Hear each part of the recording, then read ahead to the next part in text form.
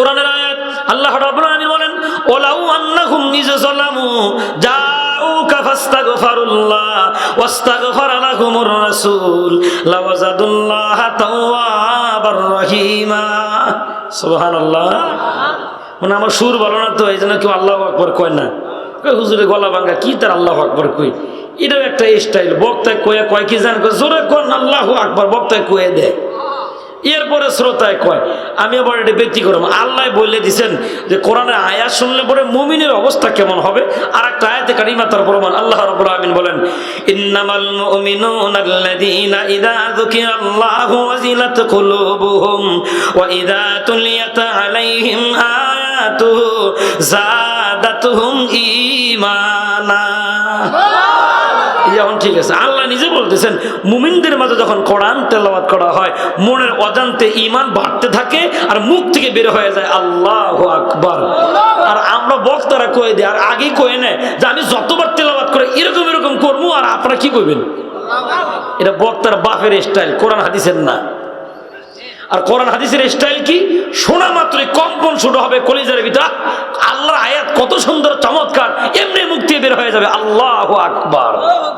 এই কথাটাই বলতেছিলাম বাবা, আমরা ওই গজবপ্রাপ্ত ধ্বংসপ্রাপ্ত জাতিদের সব কারণ আমাদের ভিতরে আছে। এরপরও আল্লাহ তাআলা আমাদেরকে গজব দিয়া ধ্বংস করে না। তার আরেকটা কারণ আল্লাহ রাব্বুল আলামিন বলেন কুনতুম খায়রা উম্মাতিন উখরিজাত লিন-নাস তা'মুরুনা বিল মা'রুফি ওয়া তানহাউনা আনিল মুনকার। আল্লাহ রাব্বুল আলামিন বলে জাতিরা শোনো, এ আমার উম্মতেরা শোনো, জমিনের ভিতরে তোমরাই পৃথিবীর সর্বশ্রেষ্ঠ উম্মত। কারা? অনেকে কয় না হুজুর কেমনে কই, কেবল বিড়ি খাইলাম। আর বাবা খান বিড়ি, কোনো সমস্যা নেই, না আস্তে আস্তে ছেড়ে দিবেন। বুঝতেছেন কি আমার কথা? এটা গুনাহ, নিঃসন্দেহে গুনাহ। ছেড়ে দিলে কে মাফ করে দিবেন? আল্লাহ মাফ করে দিবেন। বিড়ি খান, কোনো সমস্যা নেই। গুনাহ করি, যত কিছুই করি, কিন্তু আল্লাহ নিজেই বলছে আমরাই পৃথিবীর শ্রেষ্ঠ উম্মত। বলেন কারা? কোরআনের আয়াত।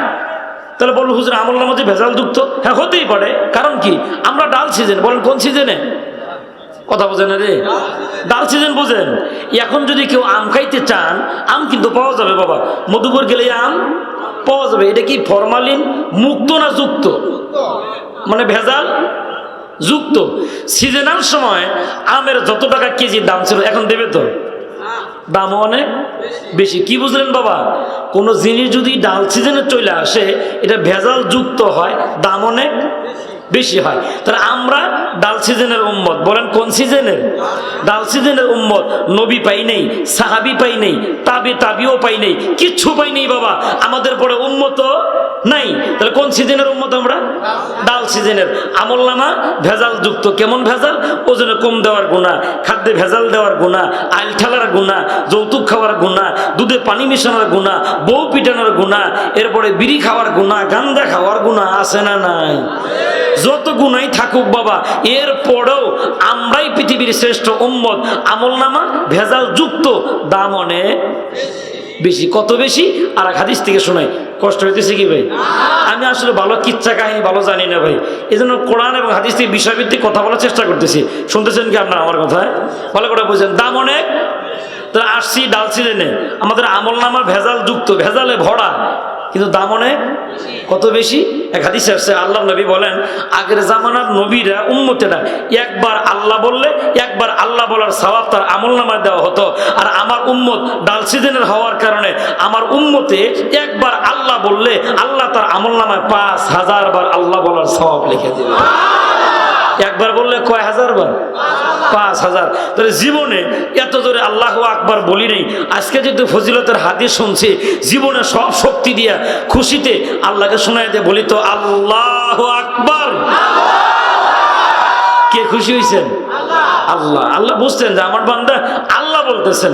ইনশাআল্লাহ আগামীকাল থেকে আমল হবে, চলতে ফিরতে সব ভালোতে সুবহানাল্লাহ, আলহামদুলিল্লাহ, লা ইলাহা ইল্লাল্লাহ। একবার আল্লাহ বললে কয়বারের সওয়াব? 5000 বার। কেন? ডাল সিজন। কোন সিজন? হায়াত কম বরকত বেশি। বলেন কি বলছে? হায়াত কম বরকত বেশি। মুসলমান খুব গভীর মনোযোগ। আল্লাহর হাবিব বলে, শোনো, আমি নবী যতদিন পর্যন্ত তোমাদের মাঝে বেঁচে থাকবো, আল্লাহ তাআলা আমার কোন জাতিকে গজব দিয়ে মারবে না। আর আমি নবী দুনিয়া থেকে বিদায় নেওয়ার সময় তোমাদের জন্য দোয়া করে গেলাম।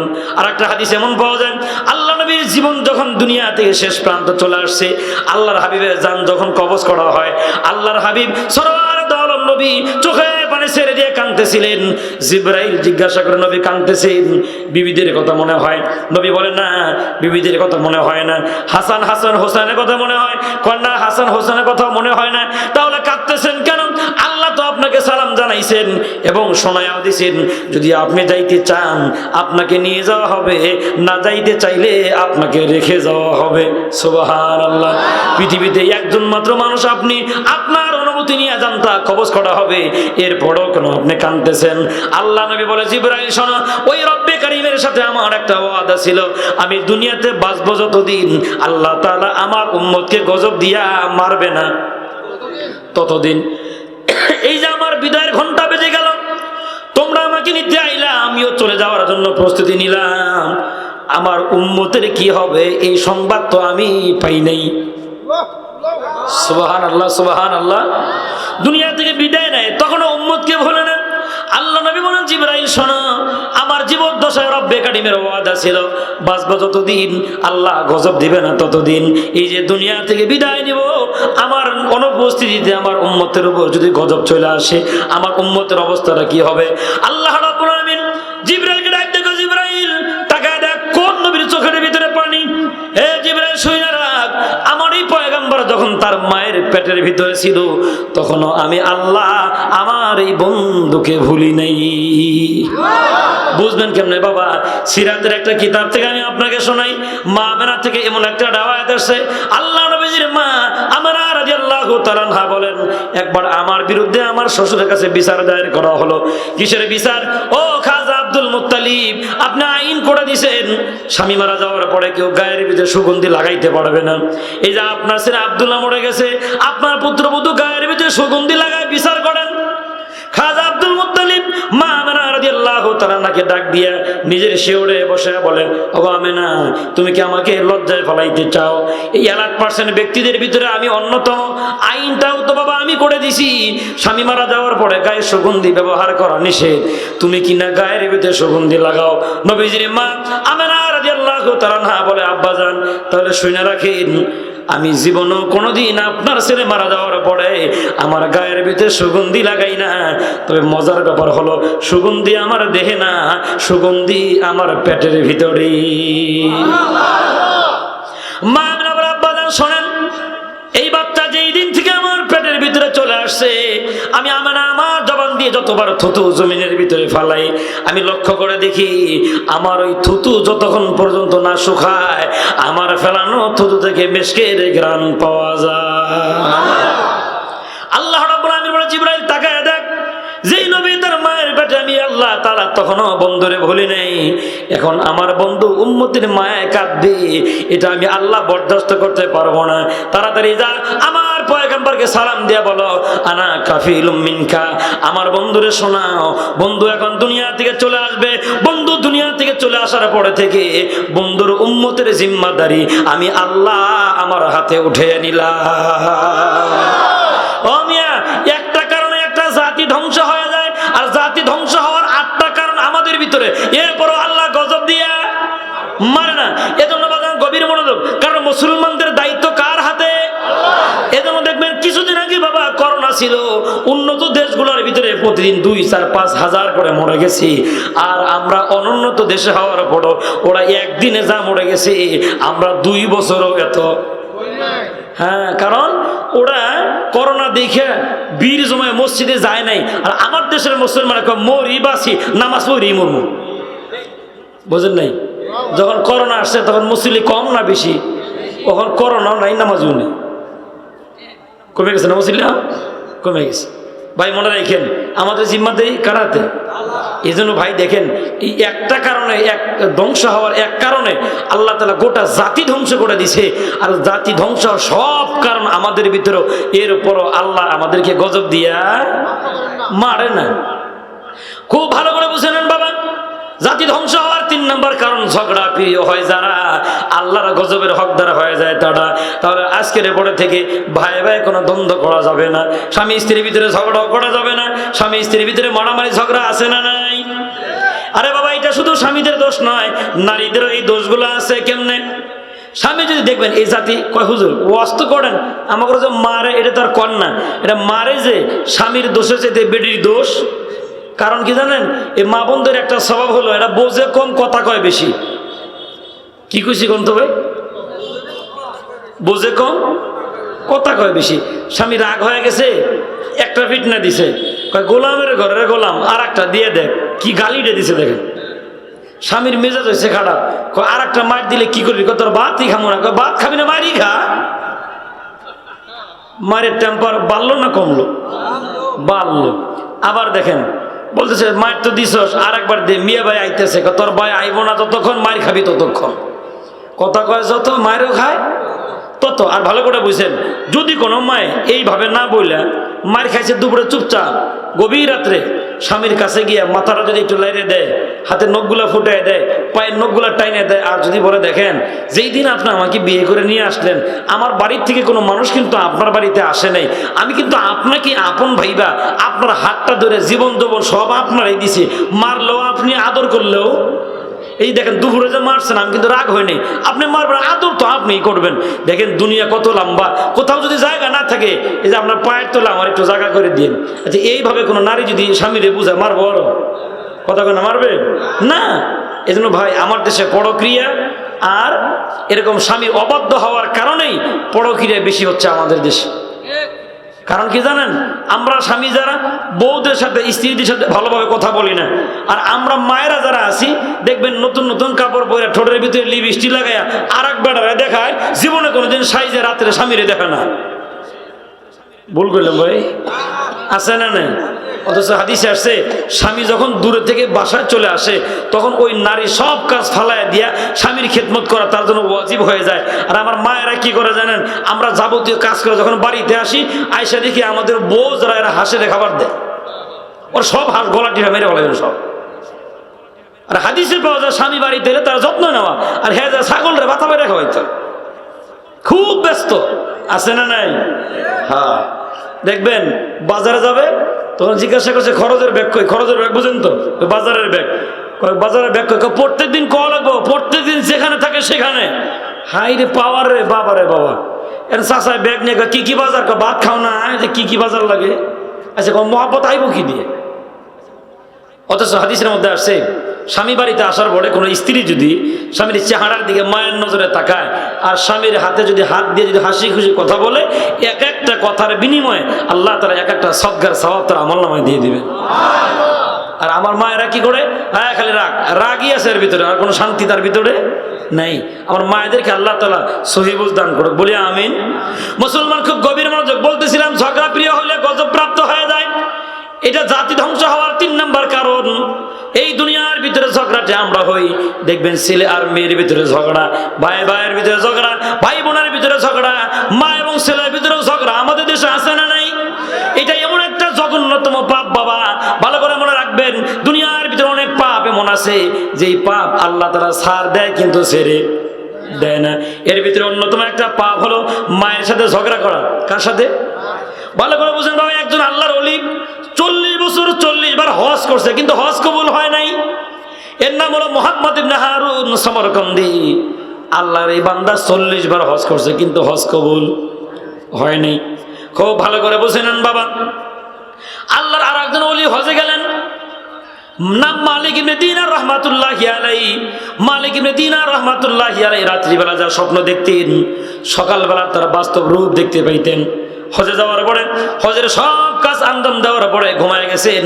ঘুমের ঘরে দেখেন 2 জন রহমতের ফেরেশতা ওই মালিক ইবনে দিনারকে ডাক দিয়ে কয়, আরে আল্লাহর বান্দা শোনা, সবার হজ তো কবুল হইল, একজন কুলাঙ্গার এমন আছে এইবার দিয়া 40 বার হজ করলো, তার হজ কবুল আল্লাহ কবুল করে নাই। মালিক ইবনে দিনার বলেন, ঘুমের ঘরে জিজ্ঞাসা করলাম আল্লাহর বান্দার নামটা কি বলে দাও, ওই কুলাঙ্গারের চেহারাটা আমি একটু দেখা নেই। এবার ওই 2 জন মানুষ ঘুমের ঘরে স্বপ্নের ভিতরে নাম বলে দেয়, ওর নাম হলো মুহাম্মদ ইবনে হারুন সমরকন্দি। কয় লোকটা কোথায় থাকে, খুঁজে বেড়াও। মালিক ইবনে দিনার বলেন, আমি ঘুম করতেছিলাম এই হারুন ইবনে মুহাম্মদ ইবনে হারুন সমরকন্দি কোথায়? মানুষরা বলে মক্কার অদূরে গিয়ে দেখবেন একটা খেজুর গাছের ভিতরে লম্বা একটা শেকল দিয়া নিজের গাটা বাঁধা রাখছে, দাঁড়ায় দাঁড়ায় ইবাদত করে সারা বছর, আর হজের মৌসুম আইলেই হজের জন্য ব্যাকুল হয়ে যায়। মালিক ইবনে দিনার আল্লাহর ওই বান্দার কাছে গেলেন, যাওয়ার পরে বলে তোমার গোটা শরীরটা শেকল দিয়া বাঁধা কেন? মুহাম্মদ ইবনে হারুন সমরকন্দি বলে দুনিয়ার কেউ আমাকে শেকল দিয়া বাঁধে নাই, আমি আমার নিজেকে শেকল দিয়া বাইধে রাখছি। কয় কেন? আপনি কে? আমি মালিক ইবনে দিনার। মুহাম্মদ ইবনে হারুন সমরকন্দি বলেন আমি শুনেছি মালিক ইবনে দিনারে যা স্বপ্ন দেখে তা বাস্তবে রূপ নেয়, আমার ব্যাপারে আপনি কি কোনো স্বপ্ন দেখছেন? আমি যদি ভুল না বুঝি মানুষরা যে সন্ধান আমাকে দিয়ে দিলেন তোমার নাম কি মুহাম্মদ ইবনে হারুন সমরকন্দি? কয় জি হ্যাঁ আমার নাম মুহাম্মদ ইবনে হারুন সমরকন্দি। কয় বুঝলাম, তাহলে আপনি শেকল দিয়ে নিজেকে বাইন্ধা রাখলেন, আপনি আমার ব্যাপারে কি আরো কোনো স্বপ্ন দেখছেন? মালিক ইবনে দিনার বলেন আপনার ব্যাপারে আরো একটা স্বপ্ন দেখলাম, আপনি নাকি 40 বছর হজ করেছেন, তবে মজার ব্যাপার হলো একবারের হজ আল্লাহ কবুল করে নাই। কয়বারের হজ বুঝতেছেন? আমরা কয়বার করি বড় জোর, আর হ্যাঁ করছে কয়বার? 40টা বছর। এইবার মুহাম্মদ ইবনে হারুন সমরকন্দি বলেন ও মালিক ইবনে দিনার তোমার স্বপ্ন বড় ঠিক, তুমি আসার আগে আরো 39 জন আল্লাহর ওলি আমাকে বলে গেছেন তোমার হজ কবুল হয় না, তোমাকে দিয়ে 40 জন পুরা হয়ে গেল।